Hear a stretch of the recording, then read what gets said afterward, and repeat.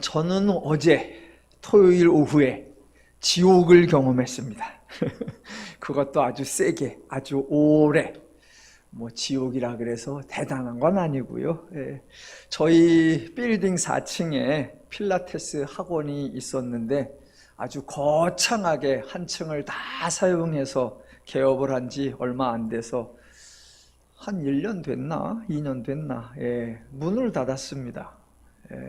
경기가 어려워서 그런지 잘 준비한 것 같았는데 문을 닫아서 안타깝게 생각합니다. 한동안 문이 닫힌 상태로 있다가 새로 임대가 되었는가 봅니다. 주중에 물건들을 빼나가더니 드디어 어제 토요일 오후에 철거 공사를 하는데 그게 지옥이었습니다. 저희도 세입자이고 저희도 여기 들어올 때 리모델링을 했으니까 공사하는 것들은 충분히 이해가 됩니다. 또 토요일 오후에 공사하는 것까지도 이해가 됩니다. 아마도 입주해 있는 사람들에게 피해를 주지 않으려고 주중에 공사를 하지 않고 주말로 미루었을 것입니다.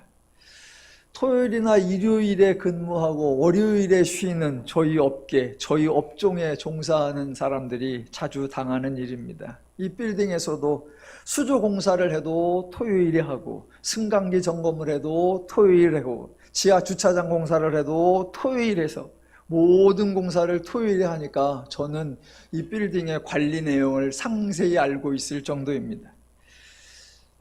저희가 토요일, 일요일에 근무하고 저 같은 경우는 월요일에 쉬는 사람인데 월요일에 쉬는 거 이것도 불편함이 좀 있습니다. 제가 월요일에 산에 가는데 산에 가는 이유가 두 가지입니다. 첫 번째는 남자가 쉬는 날 집에 있으면 안 된다라는 저희 한 사람의 철칙 때문입니다.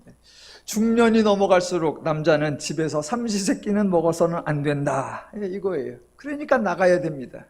그래서 월요일날 나가는데 어디로 가느냐? 산밖에 갈 곳이 없습니다. 월요일에 집을 나서는데 하필이면 대부분의 공공시설들이 월요일에 다 쉽니다. 토요일과 일요일에 많은 사람들이 관람을 오니까 운영을 하고 월요일에 휴무, 박물관도 휴무, 체육관도 휴무, 도서관도 휴무. 그렇다고 아침부터 저녁까지 영화관에 앉아 있을 수도 없고 그렇다고 카페에 가서 아침부터 저녁까지 앉아 있으면 그것도 어디 SNS에 우리 업장에 꼰대 왔다 또 사진 찍어 올라갈 거 아니에요. 그러니까 갈 수도 없고 그래서 산으로 갑니다. 제가 산에 가는 걸 저희 안 사람이 아주 좋아합니다. 그래서 평상시에는 늦잠을 자다가도 월요일에는 새벽같이 일어나서 맛난 도시락을 싸주면서 빨리 가라고 재촉을 합니다. 어떻게 안 갑니까? 그렇게 월요일날 산에 가면 물론 좋은 것도 있습니다. 토요일과 일요일에 사람들이 많다가 월요일에는 거의 없습니다. 그래서 유명하지 않은 산을 가면 어떨 때는 저 혼자, 어떨 때는 저와 함께 가는 두세 명, 그 사람들만 온종일 산을 돌아다니기도 하고 유명하다고 하는 산을 가봐도 껏해야 10명 만납니다. 그래서 아주 호젓하게 산을 즐기는 보상을 받기도 합니다. 여하튼 토요일에 우리 건물만이 아니라 주변 건물에서 발생하는 각종 공사 소음에 시달리는 경우가 자주 있습니다. 어제가 지옥이었던 것은 단순히 철거 공사가 아니라 바닥, 특히 콘크리트 바닥을 철거하는 소음이 너무 심했기 때문입니다. 아까 우리 찬양할 때도 그런 소리가 좀 났었는데요. 따다다다다다다 하면서 뭔가를 좀 철거하고 그러면 또 그 옆에서는 바닥 평탄 작업을 하는지 그라인더로 계속 가는 듯한 소리, 그게 서너 시간 동안 온 빌딩이 흔들리는 듯한 느낌을 가지면서 어제 지옥을 경험했습니다. 제가 인내하면서 설교 준비를 하려고 했습니다. 쫓아가서 그만하라고 할 수도 없고 속으로 가서 부탁을 해야 되나, 오늘 공사를 밤새워 해도 되니까 제발 하시고 내일은 9시 반부터 10시 반까지 그리고 12시부터 1시까지 그때만 좀 조용히 해주시면 안 될까요? 그것도 저의 편의를 위한 거지 저들은 또 나름대로 계약이 있고 일정이 있으니 여하튼 참는 수밖에 없지요. 견디면서 하느라고 뭐 헤드폰 끼고 음악도 들으면서 여하튼 설교 준비를 한다고 최선을 다했습니다. 오늘 혹시 설교가 끝난 후에 은혜가 안 된다 싶으면 저의 영성 탓이 아니라, 저의 준비 부족 탓이 아니라 4층의 공사 탓이었다, 이렇게 생각하시면 됩니다. 사무실도 그렇고 아파트도 그렇고 리모델링을 하면 소소한 것만 손대는 것이 아니라 기본적인 것까지 손을 대기도 하는 것 같습니다. 임대하는 사람의 필요에 따라 바닥의 재료를 다르게 할 수 있고 칸막이도 할 수 있고 이런저런 설비를 설치할 수도 있겠죠. 저는 아파트 리모델링은 해본 적이 없습니다. 매번 이사를 가도 전세로 들어가는 거니까 제 임으로 공사를 할 수 없고 그저 주인이 해놓은 대로 거기에 들어가서 말 그대로 못을 몇 개 받거나 빼거나 아니면 편의시설을 붙였다 띄어나 하는 정도였습니다. 교회는 서너 번 공사를 했던 것 같습니다. 처음 개척했을 때 65평짜리 홀에 들어가서 뒤를 좀 막아서 사무실도 만들고 주방도 만들고, 그래서 공책에다가 이렇게 하는 게 나을까 저렇게 하는 게 나을까 막 그려서 나중에 업자를 불러서 이렇게 좀 만들어 주십시오 그랬더니 뭐 목재를 가지고 칸막이를 하는 그런 공사를 했었습니다. 교회가 조금 부흥했을 때는 옆칸을 구입해서 확장 공사를 하기도 했는데 그때도 기존에 있던 중간에 칸막이를 띄어내고 옆으로 옮겨 붙이는 그런 공사였습니다. 현재 교회에 입주했을 때는 훨씬 더 간단했습니다. 부동산 경매학원으로 사용하던 건물이라 적당하게 칸이 나뉘어져 있었습니다. 그래서 중간에 있던 칸막이를 띄어내서 요 뒤에다 붙여서 강단 뒤에 창고를 만드는 그런 작업만 하고 교육관이나 사무실은 있는 그대로 사용했습니다. 건물마다 기초공사나 필수공사가 있습니다. 이것들은 가장 기본적인 것이고 가장 필수적인 것입니다. 이것은 처음부터 정확하게 바르게 튼튼하게 해두어야 하고, 혹시 리모델링을 하더라도 사용자의 필요에 따라 용도를 변경할지라도 절대로 손을 대어서는 안 되는 부분입니다. 제가 건축에 관하여 말씀을 드리려는 것이 아니라 신앙의 기초, 가장 기본적인 것, 가장 필수적인 것을 바르게 정립해야 한다라는 말씀을 드리려는 겁니다. 성경이 구약부터 신약까지 있습니다. 구약에는 하나님이 행하신 사역들이 주로 기록되어 있고, 신약에서 복음서에는 예수님이 행하신 사역들이 풍성하게 기록되어 있고, 서신서는 말 그대로 서신, 편지라서 구약의 내용과 신약의 내용에 대해서 자세하게 설명하는 방식으로 기록되어 있습니다. 그런데 아이러니하게도 서신서의 내용들이 가장 많은 신학적 논란을 만들어내기도 합니다. 제가 이것을 아이러니하다라고 말하는 이유는 서신서는 새로운 내용을 말하는 것이 아니고 그동안 나오지 않았던 것을 처음 말하는 것이 아니기 때문입니다. 차라리 구약의 사건들에 대한 해석이나 복음서의 예수님의 사역에 대한 해석에 대하여 논란이 일어난다면 그럴 수 있다라고 이해하겠습니다. 왜냐하면 하나님이 사역하실 때 말씀은 별로 하지 아니하시고, 예수님도 사역하실 때 해설을 많이 하지 아니하시고 직접 행동하고 직접 사건을 일으키시니까 그것을 읽고 보는 사람들이 전혀 다른 관점으로 바라보고 전혀 다른 주장을 할 수도 있기 때문입니다. 구약에서 하나님의 사역에 대해서 다양한 의견이 나오다가 구약의 연장선상에서 구약의 하나님의 사역 패턴을 그대로 이어받아서 행하시는 예수님의 사역을 보면서 구약이 이것이 이렇게 연결되는 거였구나 라고 구약과 신약을 연결해서 이해할 수 있는 실마리를 잡을 수 있을 겁니다. 그렇게 구약과 신약을 이해하다가 서신서로 넘어가면, 그렇지, 구약에서 확인되고 복음서에서 확인되고 사도행전에서 확인된 내용을 글로 표현해 놓았으니까 서신서를 읽을 때 가장 납득할 만하고 가장 동의할 만한 단계에 이르는 것이 정상일 것입니다. 그런데 실상은 정반대로 결론 부분에 해당하는 서신서의 본문들로 인하여 허다한 신학적 갈등들이 생겨나고 있습니다. 왜 이런 현상이 일어날까? 저는 신학적인 기초공사가 잘못되었기 때문이다라는 겁니다. 구약에서 하나님이 행하신 일에 대하여, 복음서에서 예수님이 행하신 사역에 대하여 충분한 이해, 바른 이해, 납득할 만한 이해를 갖추지 못했기 때문이라는 겁니다. 그래서 발생하는 아주 중요한, 아주 심각한 논란 중에 하나가 바로 오늘 본문 히브리서 6장 4절로 8절까지입니다. 그러니까 이 본문을 바르게 이해하기 위해서는 이 본문만 집중적으로 볼 것이 아니라 성경 전체의 기초를 잘 점검하고 확인해야 한다라는 겁니다. 일단 읽어보겠습니다. 뭐가 논란일까 한번 예상해 보십시오. 4절부터 8절. 한 번 빛을 받고 하늘의 은사를 맛보고 성령에 참여한 바 되고 하나님의 선한 말씀과 내세의 능력을 맛보고도 타락한 자들은 다시 새롭게 하여 회개하게 할 수 없나니 이는 그들이 하나님의 아들을 다시 십자가에 못 박아 드러내놓고 욕되게 함이라.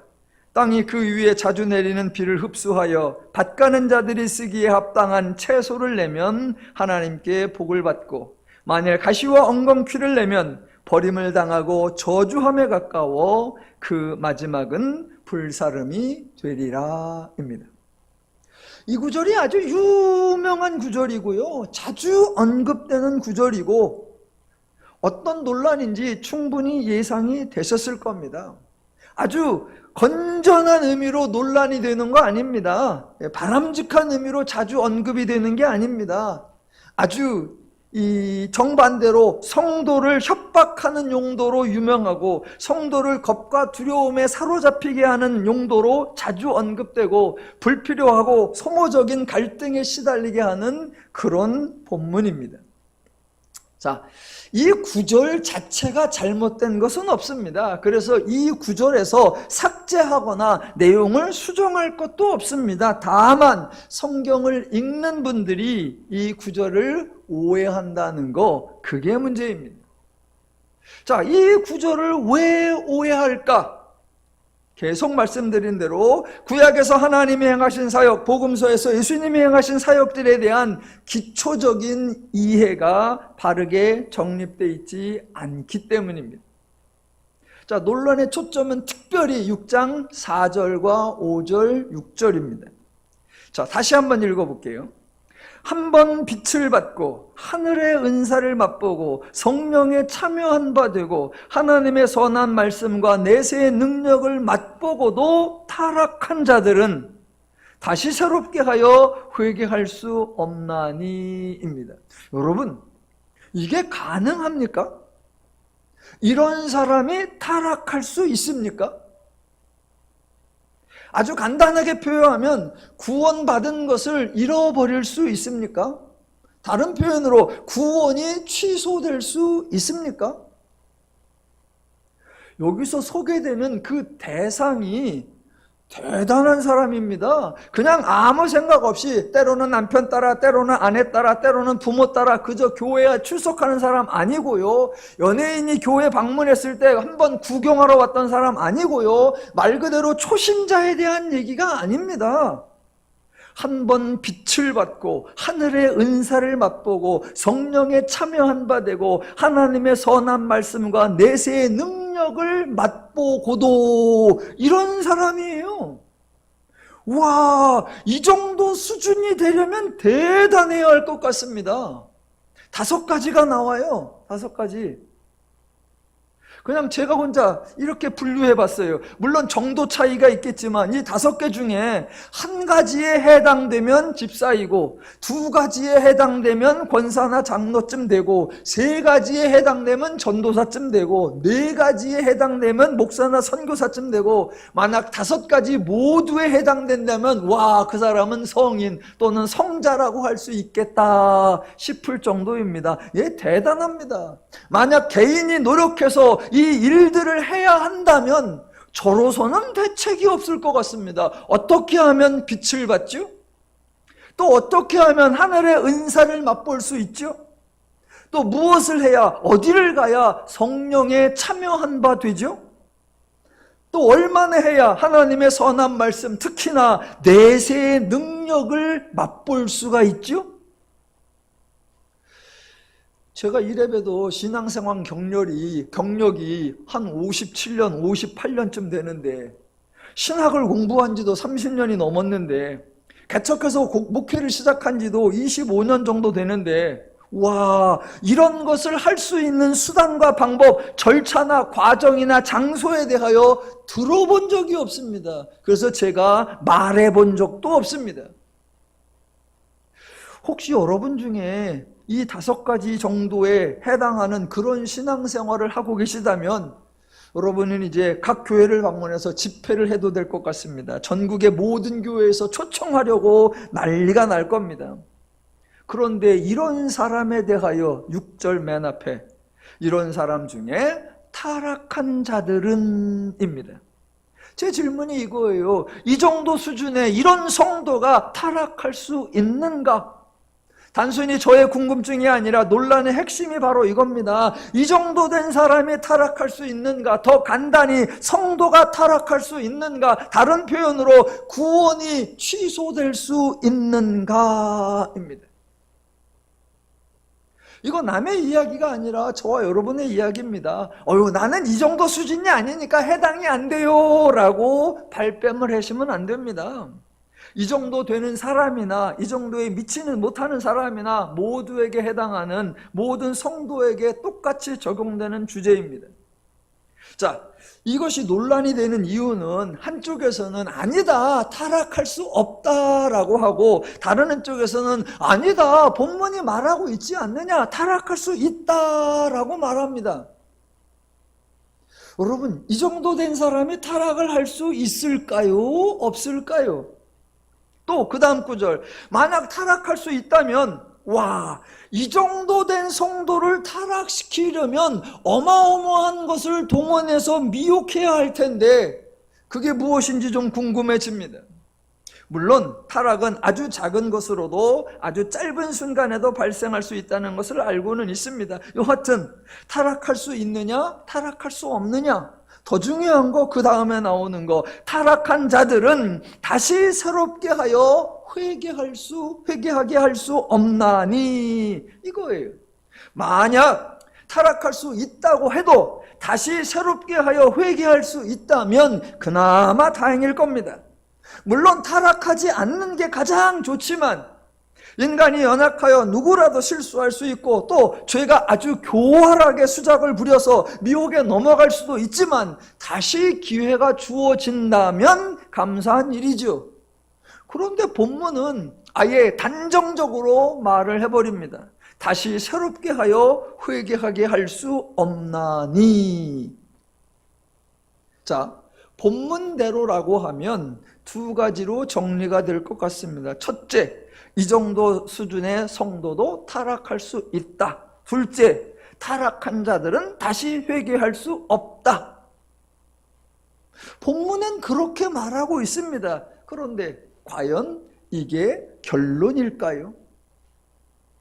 그래서 사실 성경의 기초를 바르게 알고 있다면, 구약의 하나님의 사역을 정확하게 이해하고 있다면 이것은 애초에 논란거리가 아니고 이것은 질문거리도 아닙니다.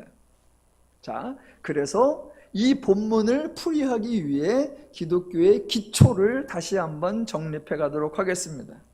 여러분, 기독교와 관련해서 사람들이 가장 관심을 갖는 것은 누가 구원을 받는가라는 겁니다. 다른 표현으로 하면 어떻게 또는 무엇을 하면 구원을 받는가입니다.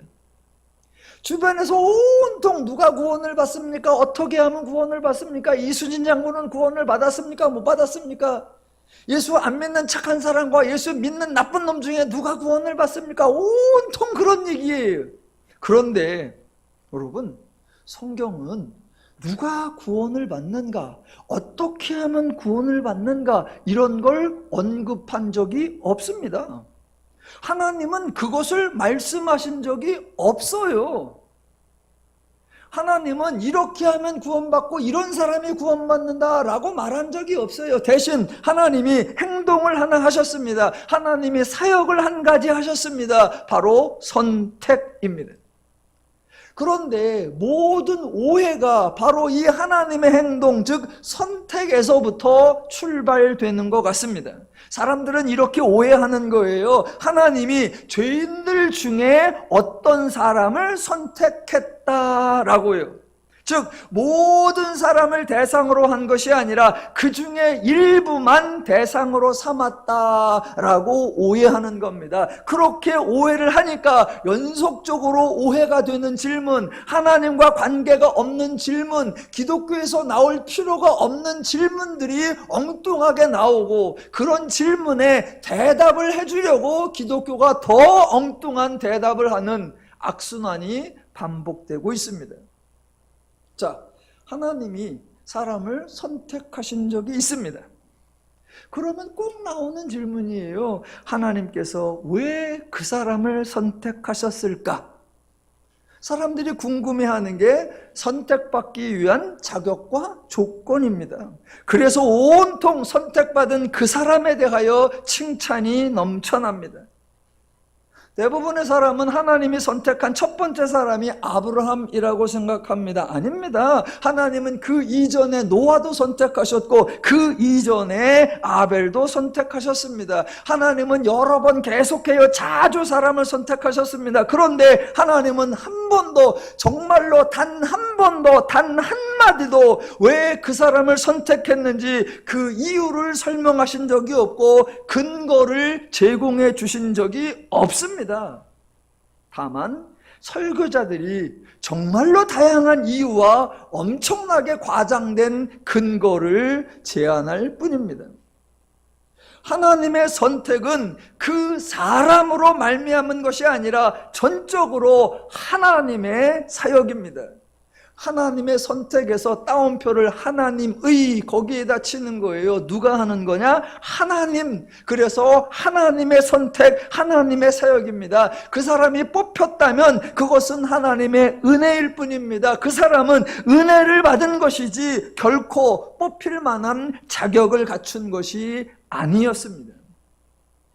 자, 제가 오늘뿐만 아니라 평상시에 계속해서 이 의견을 자주 내는데, 제가 하나님의 선택을 강조하는 이유, 하나님의 선택이 중요한 이유는 인간에게 선택받을 자격이나 근거가 없었던 것과 똑같은 패턴으로 인간에게 선택이 취소될 자격이나 근거도 없다라는 겁니다.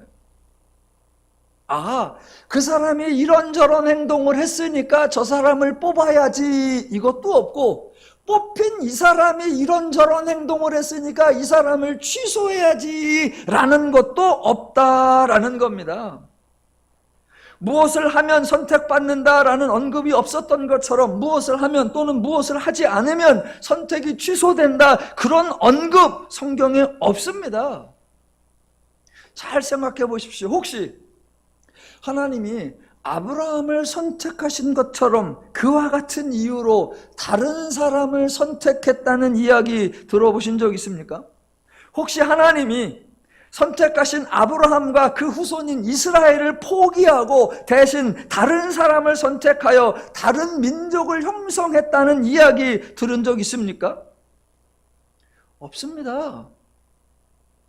여러분, 성경을 자주 보시면요, 어떤 사람이 내가 이런 행동을 해서, 내가 이런 준비를 해서 하나님께 부름을 받아야 되겠다, 하나님께 선택받아야 되겠다라고 마음먹은 사람도 없고, 그런 준비를 한 사람도 없고, 그런 행동을 한 사람도 없습니다. 사사기에 12명 정도의 사사가 나오는데, 어떤 사사가 다음번에는 내가 쓰임을 받아야지, 이렇게 해서 내가 쓰임받을 준비를 해야지, 사사 중에 누가 그런 마음을 먹었습니까? 왕정사 후반에 대략 선지자가 이름이 알려진 사람만도 30명 이상이 나오는데, 그 선지자들 중에 내가 하나님께 부름받아야지, 내가 하나님의 말씀을 받아서 선포하는 사람이 되어야지, 내가 하나님의 선지자가 되어야지, 그러니까 이런 걸 준비해야지, 그런 마음 먹은 사람, 그런 행동한 사람 있습니까? 없습니다. 단 한 명도 없습니다.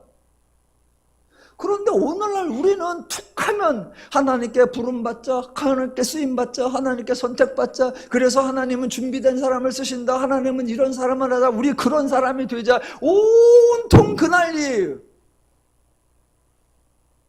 성경엔 그런 사례가 없어요. 정반대의 사례도 없습니다.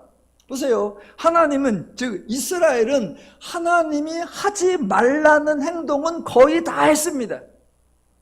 들어가도 저주를 받고 나가도 저주를 받는다는 그런 행동을 수십 수백 번, 수백 년 동안 했습니다. 아주 간단하게 말하면 하나님의 백성임에 불구하고 타락할 만한 행동을 수천 번 했습니다. 그래서요, 이스라엘 백성이 하나님의 선택에서 취소됐나요? 하나님의 백성이 아니다라고 부인받았나요? 그런 경우 없습니다. 하나님이 하신 사역이 인간의 행동에 근거하지 않듯이 하나님이 하신 사역이 인간의 행동 때문에 취소되지도 않아요. 제가 1993년도에 대전에 있는 침례신학대학교 대학원에 입학을 했습니다. 제가 신학교에 와서 사람들을 만나고 수업을 듣고 교수님들과 이렇게 대화를 하는 가운데 참 이상하다라고 매우 어색하게 느꼈던 게 하나 있습니다. 그게 뭐였냐면, 여러분, 흔히 신학생이라고 하면 평신도들 중에 하나님의 부름을 받아서 또는 하나님의 택함을 받아서 그래서 하나님의 사역자가 되려고 신학교에 온 사람들이라고 생각을 하죠. 그래서 입학식 때면 대부분 부르는 노래가 부름받아 나선 이 몸이에요. 우리 모두 하나님의 부름받고 하나님의 택함 받아서 이 선지동산에 왔다라고를 합니다. 자, 신학생이면 그렇게 부름받은 사람, 선택받은 사람들이에요. 그런데 신학교에 와보니까 그 학생들이 주로 하는 말, 그 교수님들이 주로 하는 말, 어떻게 하면 하나님께 선택을 받을 수 있을까? 무엇을 해야 하나님께 쓰임을 받을 수 있을까? 어떤 준비를 해야 하나님의 부르심을 받을까? 그런 말을 하고 그런 고민을 하고 그런 기도를 하고 있더라는 거죠. 아니, 그거는 부르심을 못 받은 사람들이 해야 되는 고민이죠. 선택 못 받은 사람들이 해야 되는 고민이야. 그런데 신학생이면 부름 받았네? 그런 사람들이 모인 곳에서 여전히 고민이야. 어떻게 해야 부름을 받을까? 어떻게 해야 크게 쓰임을 받을까? 아니, 선택은 한 번이 아니에요. 선택은 계속이에요. 하나님이 일단 모든 죄인들 중에 한 10배수를 선택하고, 그 다음에 기초훈련을 거치면 5배수로 줄이고, 그 다음에 제자훈련을 거치면 3배수로 줄이고, 그 다음에 절대헌신자 과정을 거치면 그때는 이제 정규 인원을 뽑고, 그래서 언제나 그 쓰임에 받으려고, 언제나 그 선택에 들어가려고 아주 몸부림을 쳐야 됩니까? 그래서 부름을 받았고 선택을 받았다가도 뭔가 실수하고 잘못하고 하나님의 기준에 모자라면 다시 취소되고 탈락되는 겁니까? 그런 게 어딨냐고요. 그런 게 어딨냐고. 예, 하나님이 선택하신 거 맞아요. 그런데 이 선택에 대한 오해, 하나님의 선택은 허다한 죄인 중에 특별히 몇 사람을 선발하는 것이 아니라 제가 계속해서 강조하는 거, 모든 죄인들을 대표해서 샘플로 삼은 것이다 라는 것입니다. 그들만을 위한 것이 아니라 모든 사람을 그들을 통해서 보여주는 것처럼 하나님이 사랑하고 하나님이 책임진다. 모델로 삼은 거예요. 샘플로 삼은 거예요. 하나님은 모든 사람을 창조하신 분이기에 모든 사람이 하나님이십니다. 모든 사람이 죄인이 되었기에 모든 사람에게 하나님을 계시하시고 모든 사람을 구원하는 거, 그거 하나님의 책임입니다. 하나님이 특별히 누구를 사역 대상으로 제한한 적 없고 특별히 누구를 사역 대상에서 제외시킨 적도 없습니다. 하나님이 선택하신 이스라엘은 샘플이에요. 샘플. 그러니까 어떤 사람이 선택을 받는가, 무엇을 하여야 선택을 받는가, 이런 주제는 기독교에 없어요. 그런 질문은 기독교에 없는 거예요. 그래서 실제로 구약에서 하나님이 이런 말씀을 하신 적이 없고 복음서에서도 예수님이 이런 말씀을 하신 적이 없습니다. 물론 비슷하게 말씀하신 적이 있기는 해요. 그런데 뭐라고 하셨느냐? 이스라엘 백성들에게 내가 너희를 선택한 것은 너희가 뛰어나서도 아니고 너희가 숫자가 많아서도 아니고 너희가 위대해서도 아니다. 도리어 너희 숫자가 적고 너희가 쓸모없기 때문이다. 그러니까 너희는 교만할 수 없다라고 하셨을 뿐이에요. 하나님은 이렇게 하면 부름받는다, 이렇게 하면 택함받는다, 그런 말씀을 하신 적이 없어요. 한 적이 없어요. 하나님도 말씀하지 아니하고 예수님도 말씀하지 않았는데 복음서에서 그런 대화가 나와요. 누가? 유대교에 속한 사람이, 어느 복음서에서는 유대교 관원이라고 하고 유대교 율법사라고 하고 유대교의 어떤 청년이라고 하고 그 사람이 나와서 예수님에게 하는 질문 중에 그런 말이 있는 거예요. 선생님이요, 내가 무엇을 하여야 영생을 얻으리까? 하나님이 말씀한 게 아니고 예수님이 말씀한 게 아니고 유대교에 속해 있는 죄인이 죄적 사고방식에, 유대교적 사고방식에 근거해서 그런 무익한 질문, 그런 쓸데없는 질문을 한 거예요. 그러니까 중간 대화는 생략하고 예수님의 결론이 뭐예요? 사람으로는 할 수 없으나 하나님으로서는 하실 수 있느니라. 아주 간단히 정리하면 하나님이 하신다 이거예요. 이게 서신서의 본문을 이해하는 데 가장 필요한 기초공사, 가장 중요한 기초 내용입니다. 기독교 누가 한다? 하나님이 하신다. 기독교는 오직 이것만 있는 거예요. 다른 질문 필요 없습니다. 그래서 이런저런 신학적 논쟁이 발생할 수 없는 거예요. 누가 하신다? 하나님이. 그런데 오늘날 기독교에서도 유대교와 비슷한 엉뚱한 질문들을 계속 반복해요. 유대교에서 뭐라고 했습니까? 토라를 준행해야 한다라고요.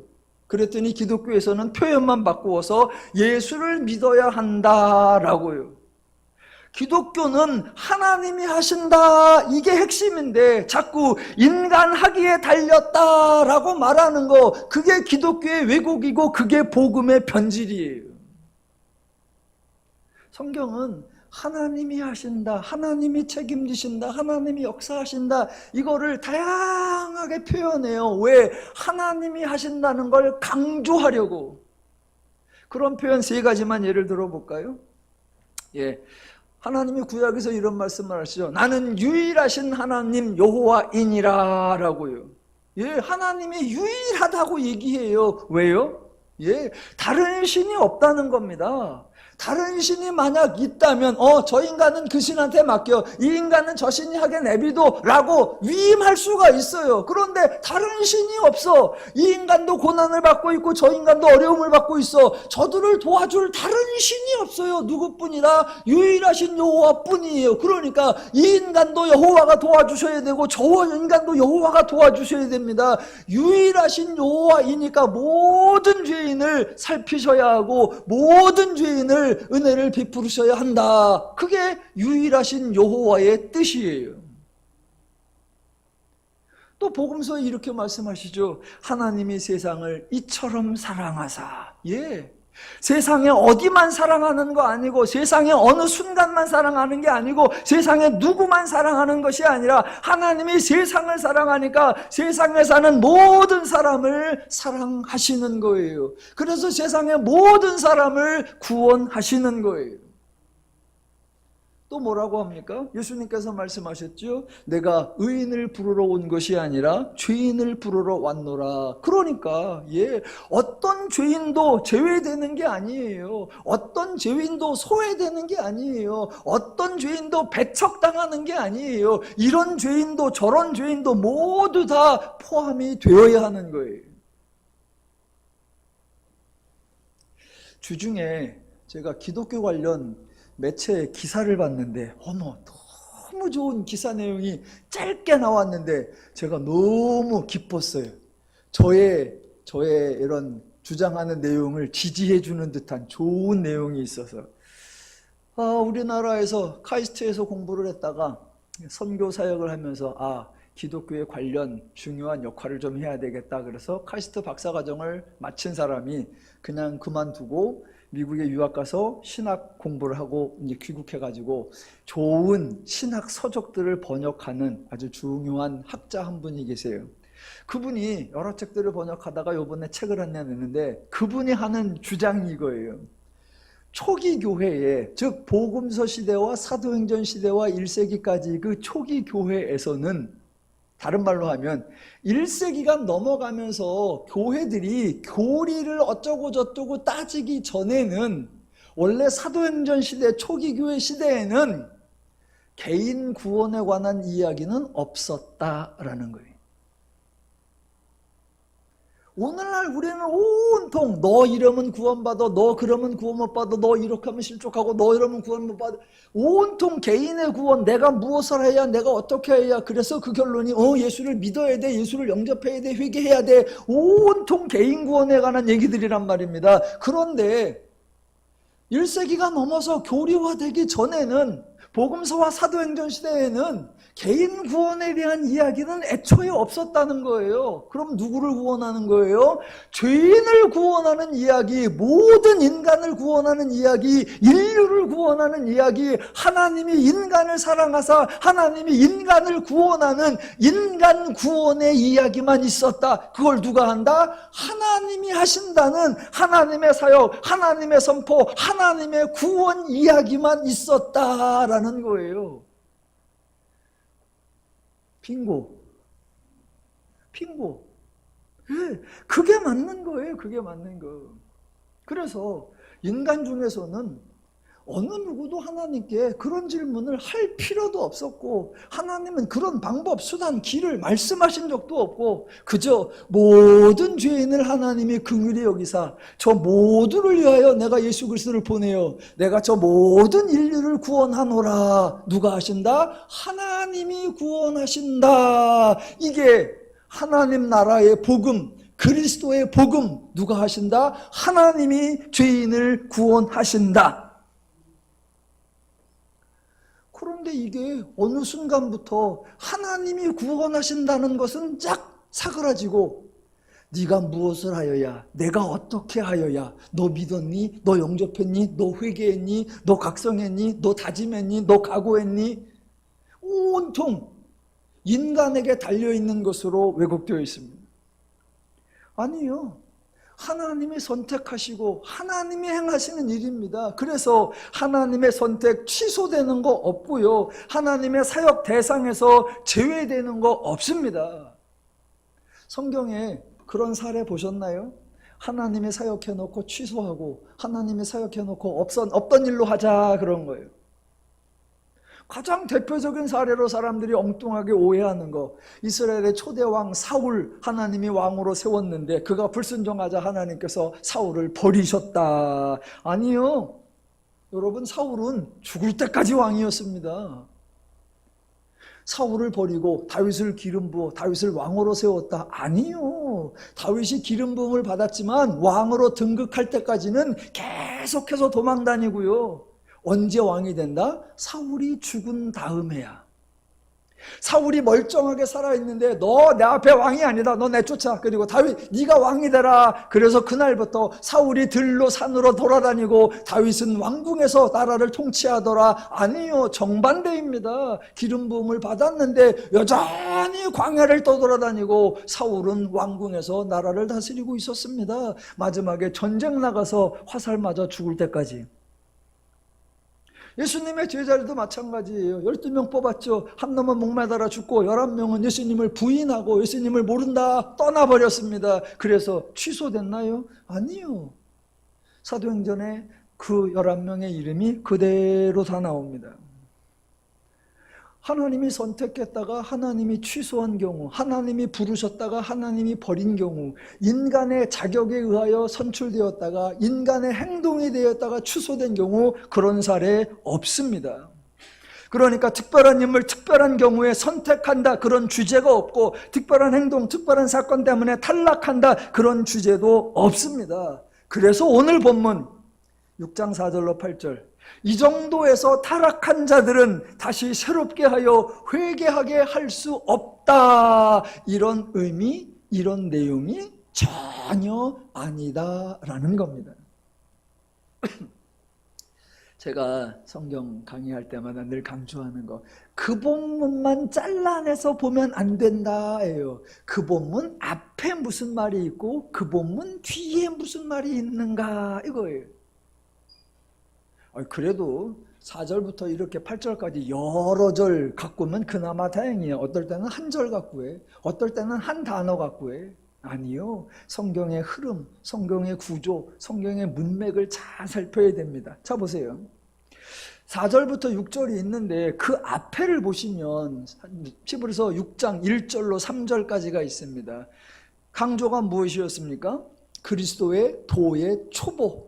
이 초보라는 단어를 지난주에 그리스도의 도의 기본 원리라고 했습니다. 예, 여기에 그리스도의 도의 기본 원리가 있다. 그래서 다른 것으로 대체할 것이 아니고 새로운 것으로 다시 닦아야 할 것이 아니고 무엇인가를 추가해야 될 것도 아니다. 그리스도의 도의 기본 원리, 하나님이 옛적부터 해오셔서 지금까지 해오시는 그 사역으로 충분하다. 아들 예수로서, 그리스도 예수로서 멜기세덱의 반차를 따른 대제사장으로 행하신 그 사역, 그게 그리스도의 도의 기본 원리로 충분하다.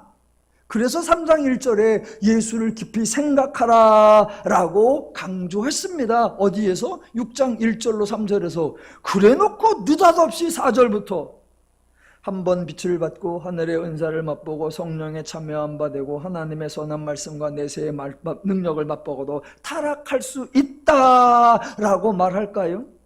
더 나아가 그렇게 타락한 사람은 다시 새롭게 하여 회개할 수 없다라고 할까요? 그럴 리가 없습니다.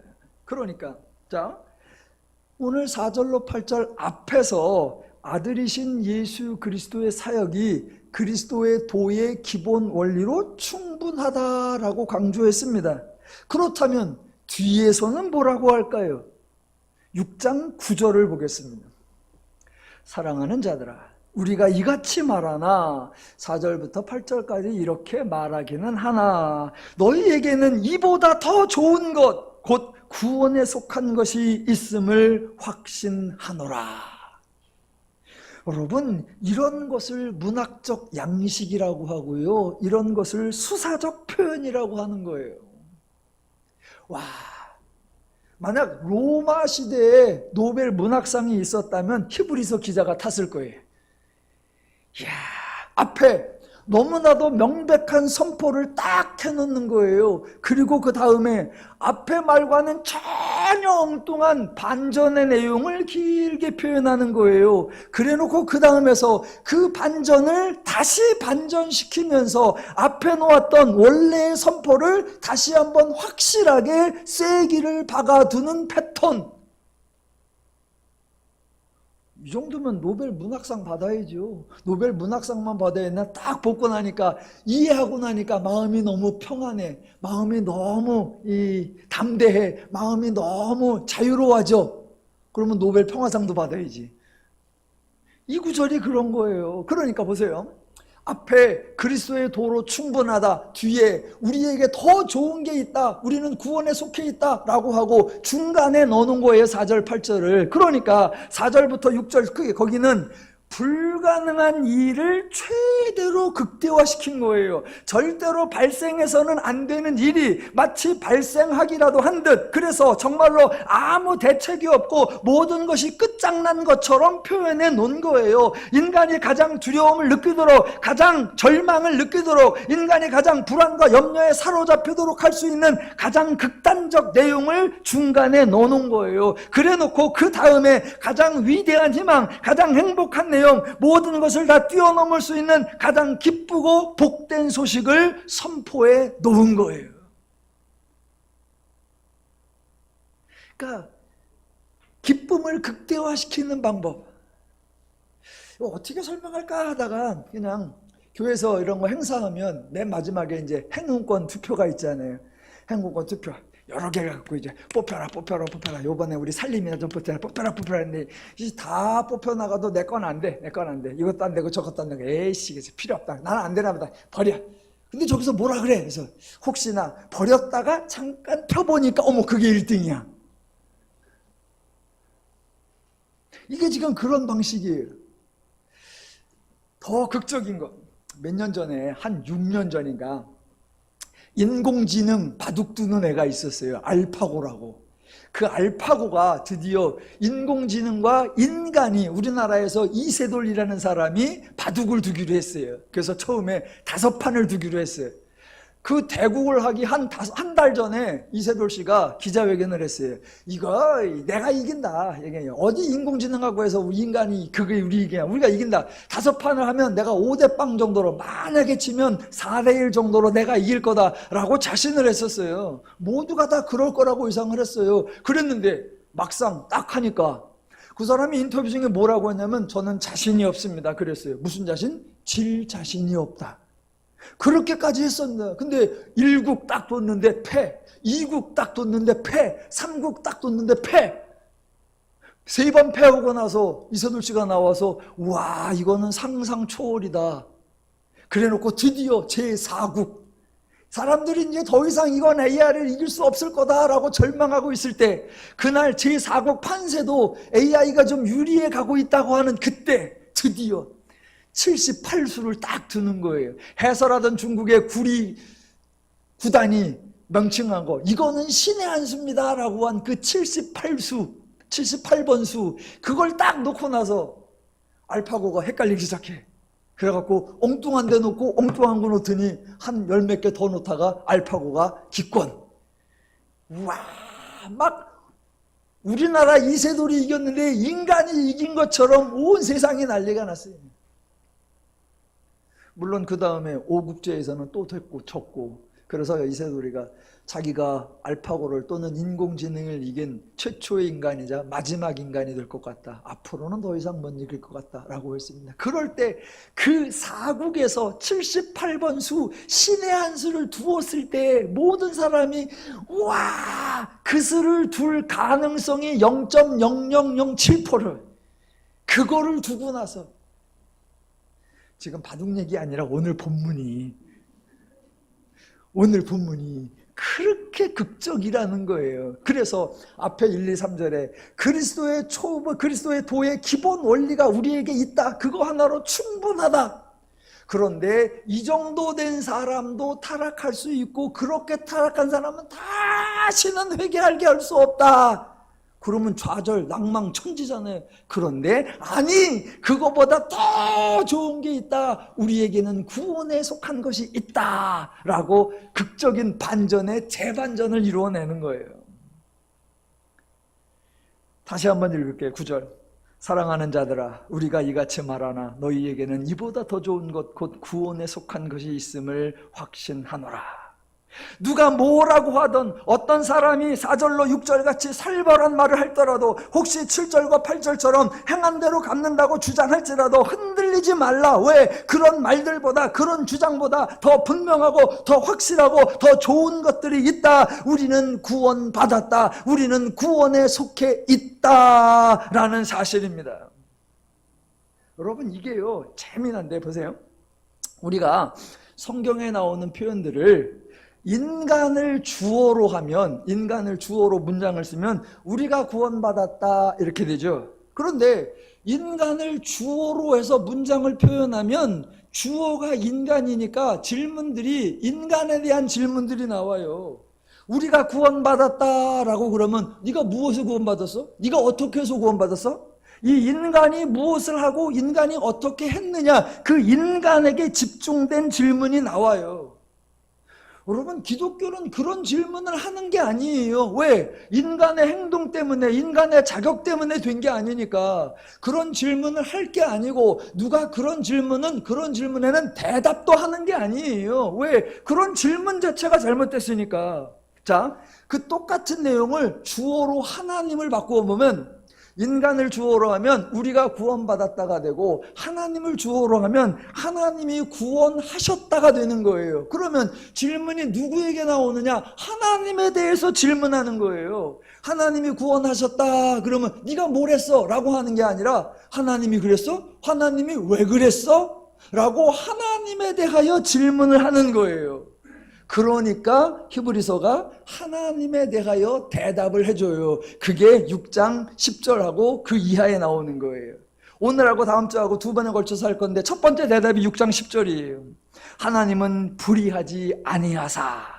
두 번째 대답이 6장 13절 이하에 나오는 거예요. 하나님의 맹세. 예, 기독교는 이렇게 설명하는 거예요. 하나님이 행하시는 사역의 모든 원인은 하나님의 성품입니다. 하나님이시기 때문에, 모든 인간의 창조자이시기 때문에, 모든 인간을 사랑하시기 때문에, 모든 인간을 긍휼히 여기시기 때문에, 하나님은 의로우신 분이기 때문에, 하나님은 신실하시기 때문에, 예, 이렇게 하나님의 사역의 원인, 하나님의 사역의 이유, 하나님의 사역의 근거, 오직 하나님의 성품, 하나님의 성품, 하나님의 성품, 그 하나님의 마음으로만 설명이 가능해지는 겁니다. 그래서 9절, 하나님은 불의하지 아니하사 너희 행위와 그의 이름을 위하여 나타낸 사랑으로 이미 성도를 섬긴 것과 이제도 섬기고 있는 것을 잊어버리지 아니하시느니라. 이 말씀이 성도의 행동을 근거로 삼는다 의미가 아니고요, 성도가 이런 행동을 한 것이 있기에 하나님이 이 성도를 보장한다라는 게 아니죠. 훨씬 더 깊고 넓은 의미가 있죠. 자, 하나님이 죄인을 구원하여 성도가 되게 하셨습니다. 그러니까 성도가 다른 성도를 섬기는 것, 성도가 사랑하는 것들, 이 행동 자체가 하나님이 죄인을 구원하여 성도를 되게 하신 그 하나님의 구원의 결과, 하나님이 은혜 주신 열매입니다. 그러니까 그런 성도 하나님이 기억하셔야 하고, 그런 성도 하나님이 지켜내셔야 하고, 그런 성도 하나님이 후원하고 응원하고 격려하신다. 그게 하나님의 공이고 그게 하나님의 정의다라는 선포입니다. 저와 여러분에게는 이런 하나님이 계시는 거예요. 이 하나님이 저와 여러분의 하나님이세요. 기독교는 구원을 선포하는 종교예요. 인간에게 구원받았냐고 질문하는 종교가 아니고요, 이렇게 하면 구원받는다라고 제안하는 종교가 아니고요, 하나님이 인간을 구원하셨다고 너는 구원받은 하나님의 자녀다라고 선포하는 종교입니다. 기독교는 어떤 사람은 구원받았고 어떤 사람은 구원받지 못했다고 인간을 편가르게 하는 종교가 아닙니다. 하나님이 어떤 사람은 사랑하고 어떤 사람은 미워한다고 인간을 갈라치게 하는 종교가 아니에요. 이렇게 하면 구원을 보장받고 저렇게 하면 구원을 잃어버린다고 결정권을 인간의 행동에 두는 종교가 아니에요. 기독교 주체가 누구시다? 하나님. 하나님이 우리를 사랑하사 구원하셨고, 하나님이 우리의 하나님이 되어주셔서 하나님의 하나님 되심을 하나님이 결코 포기하지 않고 결코 소홀히 하지 않고 결코 취소하지 않으신다. 그것이 우리의 담대함이고 그것이 우리의 평안함인 줄로 믿습니다. 예, 저는 오늘날 기독교가 제발 구원의 문제를 좀 넘어서자. 구원은 누가 하신다? 하나님. 그런데 우리는 저 어렸을 때도 어떻게 해야 구원받는가? 저 청년 때도 무엇을 해야 구원받는가? 지금도 무엇을 해야 복을 받고 선택받는가? 이거 하나만 매번 매달리고 있어요. 그래서 제가 목회를 시작하면서 이제 그건 넘어서자. 하나님의 복음을 선포하고 이제 우리의 모든 관심은 그래, 하나님의 은혜로, 하나님의 자비로, 하나님의 역사로 구원받았으니 나는 구원받은 성도이니 받은 바 구원을 알고 받은 바 구원을 누리자, 이 얘기를 선포해 오고 있는 겁니다. 예전에 어느 성도님이 저에게 질문하셨습니다. 성경의 초점 끝나고인가? 목사님, 이렇게 하나님의 구원을 선포하고 우리가 누리자라고 설교를 하기 시작하셨는데 언제쯤 되면 이게 우리나라에 좀 널리 퍼질까요? 기간이 얼마나 걸릴까요? 그래요. 그래서 제가 아주 심각하게 대답을 드렸죠. 한 200년? 예, 기독교가 이렇게 왜곡되어 오는데 200년, 300년, 500년 걸렸어요. 이렇게 바로잡는 거, 예, 누가 하실 거다? 하나님이 하실 거예요. 저 여러분은 그 하나님의 은혜를 선포하는 거고 그 하나님의 일하심을 선포하는 거고 다음 주에 그 하나님의 맹세하심을 선포하는 거예요. 예, 오늘날 기독교가 이제 구원을 좀 넘어서고 하나님이 구원하셨다, 하나님이 모든 사람을 구원하셨다고 선포하고 이제는 성도가 받은 구원을 누리는 곳에 초점을 맞추면 좋겠습니다. 이번 주간에도 우리 더누림 성도님들은 하나님의 마음으로 죄를 이기시고 하나님의 능력으로 죄를 이기셔서 하나님의 은혜, 하나님의 복락을 풍성히 누리시기를 주님의 이름으로 축원합니다. 기도하겠습니다.